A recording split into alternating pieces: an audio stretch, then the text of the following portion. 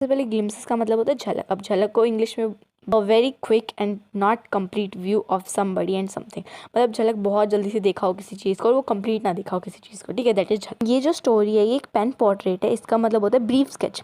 मतलब इस स्टोरी में कुछ थोड़ा बहुत बताया गया है बेकर्स के बारे में और उनकी इम्पोर्टेंस के बारे में सोसाइटी के अंदर। जैसे कि तुम्हें पता है कि जो गोवा है वो एक इंडिया में स्टेट है और वो स्टेट कब बना था 1961 में। क्यों?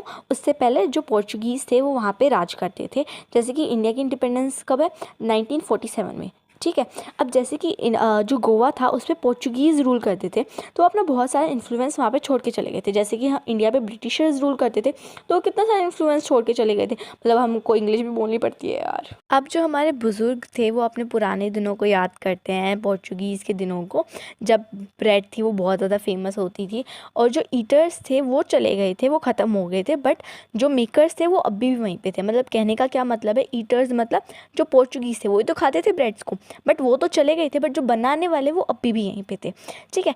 अब अभी भी हमारे पास क्या थे? मेकर्स थे। मेकर्स मतलब जो आटा गूंथते हैं, मोल्डर्स जो उनको कट करते हैं शेप्स में, और बेकर्स जो बेक करते हैं उनको, ठीक है, और मतलब भट्टी में डालते हैं, ठीक है। अब जो वो थे ना वो पुराने हो चुके थे बट अभी भी हम उनको यूज़ करते हैं, ठीक है। और जैसे कि जो आग है ना, जो भट्टियाँ हैं उनके अंदर अभी भी आग बुझी नहीं है, मतलब अभी भी हम जो ब्रेड है इनको बनाते हैं। अब जो बेकर्स थे ना वो स्पेशल साउंड आती थी तब वो आते थे, तो स्पेशल साउंड कैसे आती थी? उनके पास एक स्टिक होती थी, बैम्बू स्टिक, तो उसको वो ज़मीन पे मारते, अगर हम किसी चीज़ को ज़मीन पे मारते तो आवाज़ आती है ना, तो वो आवाज़ आती थी और उनके ऊपर घंटियाँ लगी होती थी, जैसे जो जिंगल थी, ठीक है, उनकी साउंड आती थी, ठीक है। तो तब वो आते थे तो मतलब एक तरह से अनाउंस करते थे कि मतलब हम आ रहे हैं, ठीक है।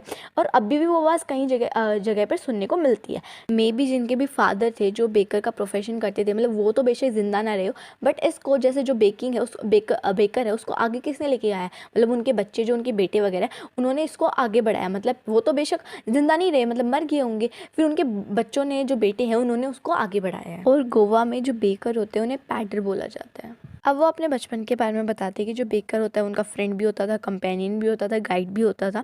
वो 2 बार आता था दिन में, एक बार तो बेचने के टाइम पे, मतलब बेचने के लिए जा रहा है, ठीक है, सुबह, और फिर एक बार ही आ रहा है, बेच के आ रहा है, ठीक है, 2 बार ही दिखता था उन्हें, मतलब जाता था। तो जैसे कि जब भी वो आता था, जैसे कि उसकी बैम्बू की साउंड आती थी, जो बैम्बू की साउंड होती थी वो जो राइटर है उनको उठा देती थी, ठीक है। और वो जल्दी से फिर भाग के उनसे मिलने जाते थे, उनको ग्रीट करते थे, मतलब नमस्ते वगैरह, गुड मॉर्निंग बोलते थे। वो मतलब वो ऐसे क्यों करते थे? क्या उन्हें ब्रेड इतनी पसंद थी? नहीं, ये कारण नहीं था, बल्कि ब्रेड लेने का काम तो जो मेड सर्वेंट होते हैं उनका होता था। मेड सर्वेंट को क्या बोलते हैं? पास्किन और बास्टन, ठीक है। बट बल्कि वो इसलिए जाते थे क्योंकि उन्हें एक स्पेशल टाइप की ब्रेड खानी होती थी, ब्रेड बेंगल्स, ठीक है, जो वो ध्यान से चूज़ करके लाते थे, ठीक है। और वो मीठी होती थी और उसे मतलब स्पेशल तरीके से बनाया जाता था। अब जो बेकर है ना अपनी म्यूज़िकल एंट्री करके आते हैं, जो जब वो आते हैं वो झंग झंग की आवाज़ करते हुए आते हैं। जो उनका एक हाथ होता है ना वो मतलब ऊपर बास्केट को पकड़ा हुआ होता है और जो दूसरा हाथ होता है वो बैम्बू को पकड़ा हुआ होता है नीचे, ठीक है। तो वो फिर स्टार्टिंग में सबसे पहले तो जो घर की जो लेडियाँ होती है ना उनको ग्रीट करता है, गुड मॉर्निंग, ठीक है। फिर वो अपनी जो बास्केट है उसको बैम्बू के ऊपर रखता है। जो बच्चे हैं ना वो भी बड़ों के साथ ब्रेड को लेने चले जाते हैं, बट उनको डांट के फिर वहाँ से भगा दिया जाता है, ठीक है। फिर वो बट वो हार नहीं मानते, फिर वो ऊपर चढ़ जाते हैं बेंच के, या फिर कोई छोटी सी दीवार है ना उससे झांकने लग जाती है, भाई क्या लेके आए, क्या लेके आए। और जब भी जो राइटर है वो इस चीज़ को याद करते हैं तो उन्हें मतलब एकदम से खुशबू आती है उन ब्रेड्स की, जैसे कि हम अपनी फेवरेट डिश को याद करते हैं तो हमें भी खुशबू आती है ना, ऐसे। जो ब्रेड्स होती थी वो बड़ों के लिए होती थी, जो बेंगल्स होती थी वो बच्चों के लिए होती थी।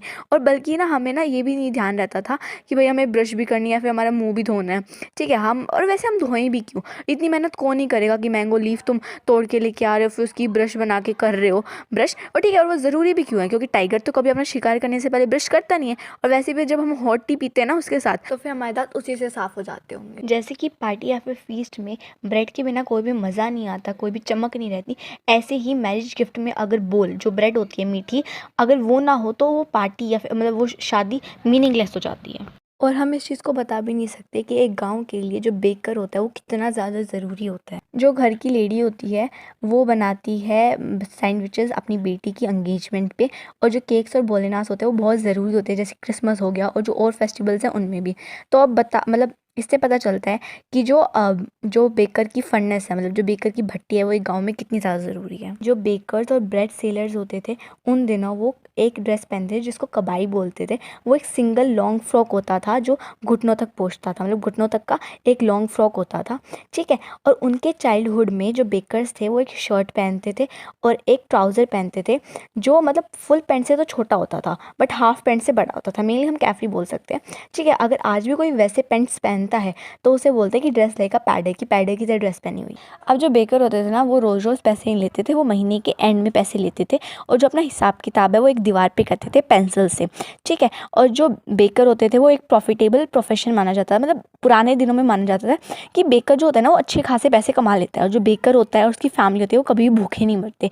जो वो होता है उसकी फैमिली होती है और जो सर्वेंट होते हैं वो हमेशा खुश दिखते हैं, ठीक है, और पैसे वाले दिखते हैं, ठीक है। और जो उनकी फिजिकल अपीयरेंस होती है ना, मतलब वो मोटे होते हैं, ठीक है। जिससे कह सकते हैं कि भाई वो उनके पास पैसा होता है, कि हम नहीं बोलते कोई मोटा है तो खाते पीते घर का, ऐसे टाइप का, ठीक है। और कोई भी अगर गोवा में आज भी jackfruit like physical appearance होती है, मतलब मोटा होता है, तो उसे हम बेकर से कंपेयर करते हैं।